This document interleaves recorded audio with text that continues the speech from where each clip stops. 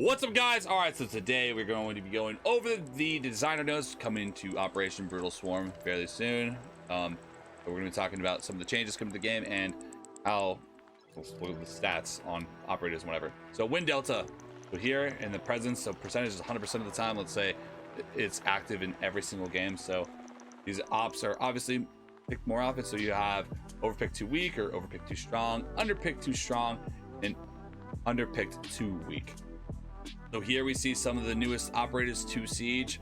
You have Grim and Sens, both definitely underpicked and still weak. So when they're picked, they're still fairly weak. So definitely don't want to see that with new ops. I definitely think that they need to start adding some operators to the game that are a little bit stronger, at least at the start, and then maybe nerf them. Just, you know, because right now this is kind of what we've been seeing for a while. Finka definitely got slammed back a little bit, but still is in the overpick, too strong category, so not too bad. On Jackal, honestly, that's a little surprising to me. I think that Jackal would be a little bit higher. Maverick, Thatcher, everything else looks about normal. Everywhere else is like in the middle of the crowd. Anything in this category is going to be good. The outliers are just Jackal, Grim, Sense, and Zero.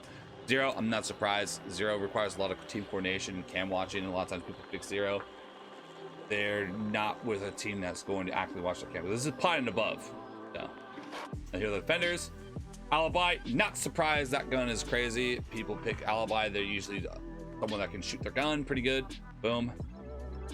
Everything else, Tachanka, not surprised there.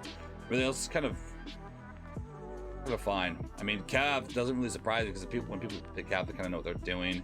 Everything else is kind of like in the money of what I would expect. Mira is honestly surprising to me that she's that low. I feel like she'd be like in this category, like at least here. You know, on the zeros, kind of question mark to me. Castle being lower is honestly interesting. Tachanka, not surprised on that whatsoever. And then Clash, look at Clash. Oh my god, I barely even saw Clash. I didn't even notice that was Clash. My god. Effectively, if you pick Clash, you're throwing, is what I see here. Clash is not an operator that should normally be picked in ranks. So what we need to see here, how would they fix Clash? Make your gun stronger, make your electricity do more damage. I mean, how would they fix Clash, guys? I honestly don't know, but everything else is pretty okay. I mean, Jaeger's not bad, but picked a lot because of his ability. Where's I'm not sure. Somewhere in this cluster. Yeah, there is. Alibi. I mean, if they remove her bailiff, then she's gonna go back down really far. So I'm not really sure about anybody else, but Clash definitely needs something. Operative ban rate, no surprise here. Thatch Jackal. I've honestly personally haven't been banning the Jackal. I've been banning the Knock, and here's why. There's 4 operators in the Siege that have grenades now. There's Knock, so you ban Knock, and then Glaz, and then Sledge and Ayana. So you ban the Knock, and it's only 3 ops that have grenades, and one of them is Glaz. A lot of people aren't even going to pick the Glaz, so there's only 2 ops that are going to have grenades. And Knock is definitely that rat rank star pick that a lot of people will use, and like, oh my god, Shorty in sight, bro. She's like, oh my god, she's in sight, bro, and she kills everybody.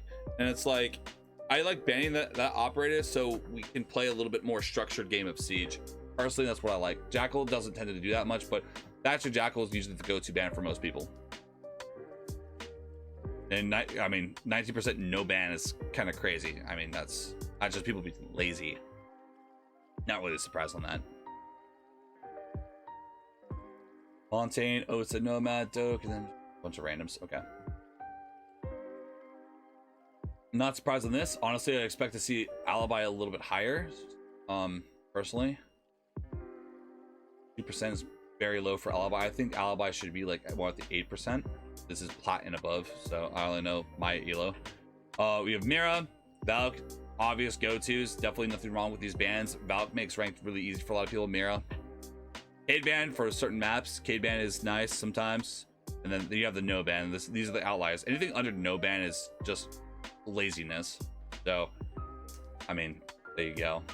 The zombie, I would definitely expect to see the zombie a little bit higher on this list because the zombie is a little annoying, but there's just so many good defense bans right here with these 3 that it's just hard to pick anyone else besides these 3. Capcan bans are probably the cheaters, low-key, and that. Logic bombs, so do affect people that are in support mode. So when you're dead looking at cameras, you are going to get your cams messed up by Doke. So a lot of times, you know, dead players are watching the cameras. So now when the Dokkaebi calls are going off, they aren't going to be able to use those cameras for at least during that time span. So definitely makes more openings for defenders to be able to, for attackers to be able to go for something. Rook, you're getting withstand. So if you pick up armor, anyone that picks up the Rook armor will have the ability to withstand, which does take a couple seconds to just basically stand up when you're downed. So that is going to be a thing. We've heard about this coming for a while. I don't know how it's going to influence the meta too much, but I do think that it is pretty strong. I don't think that this ability is necessarily inherently broken. I do think that it is strong, because most of the time when I get down personally, I usually get finished off. But there are times where I could have been picked up, especially like on a roam kind of setting. And I don't think it's necessarily a bad thing to add. It adds another layer of kind of like interesting. I don't think it's necessarily broken, especially with Rook not really having much else other than that. I don't think people are going to necessarily pick Rook because, like, I gotta get the withstand, you know. I think it's pretty strong, but I don't think it's inherently broken, at least from what I see. Doc heals. Massive buff to Doc this season. So Doc going from nonsense tier to honestly high A tier, maybe low S tier potentially. So heals are going to heal 200 health instead of 40. So think full heals all the way up to a little bit over heal. So let's say I have 100 health. Doc and I get taken down to 1 health. Doc will heal me. I'll go to 120 with that blue being 20 extra health, and I'll with the slow degen. So let's go, baby, to 100, and then I'll sit at 100. So you get 3 heals, and they heal 200 each. So you can heal all the way with an overheal. That paired with a Rook is honestly really strong, because that is a lot of extra health that you can heal. And Doc is also going to get a bailiff. So Doc can set up the sites. So in sites where you don't necessarily need a smoke, you can just pick a Doc, set the site up with a bailiff, and yeah, you have Doc heals with the MP5 with a 1.5 scope. Rick does have that 2x scope on the MP5, but I feel like a 1.5 is good enough. Like that gun was good. And you have a bailiff. Castle, give the M45. Honestly, that's just kind of nonsense. Doesn't really matter. Castle's normally the guy with the secondary shotgun to set up the site. Architect. Kali getting a little bit of increased damage to counter Rook's ability a little bit more, to really make sure that you're downing people that you should be downing. So just a little bit of extra damage increase. Nothing too crazy there. Cade, massive change, especially for me because I use the TCSG quite often.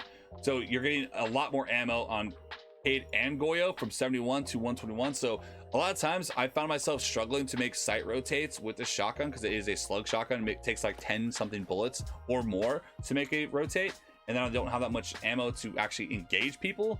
This change is honestly pretty massive for Cade and Goyo, because I mean you can actually make rotates and then fight afterwards and not have to worry about ammo as much. So a massive W in my eyes.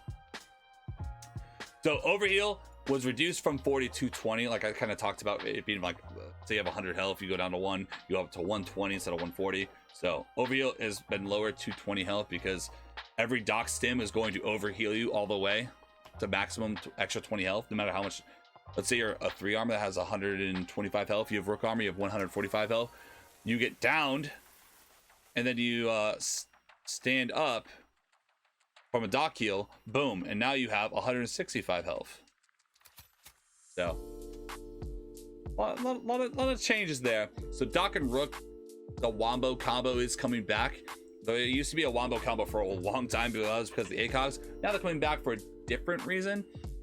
Basically making the meta a little bit more aggressive and being able to take that first primary engagement and then coming back to site and healing up all the way. I mean, that's kind of nice.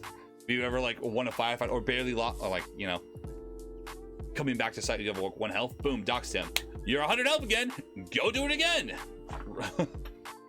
Anyways, guys, those are the changes coming to Operation Brutal Swarm. I think this is coming in within the next week or 2. So there we go. So nothing too crazy, but with main focus being Rook and Doc. So Let me know, guys, how you feel about this down in the comments below, and make sure to subscribe, drop a comment, and leave a like for more videos. I mean, we're gonna do more videos anyways. Daily uploads. Peace out, guys.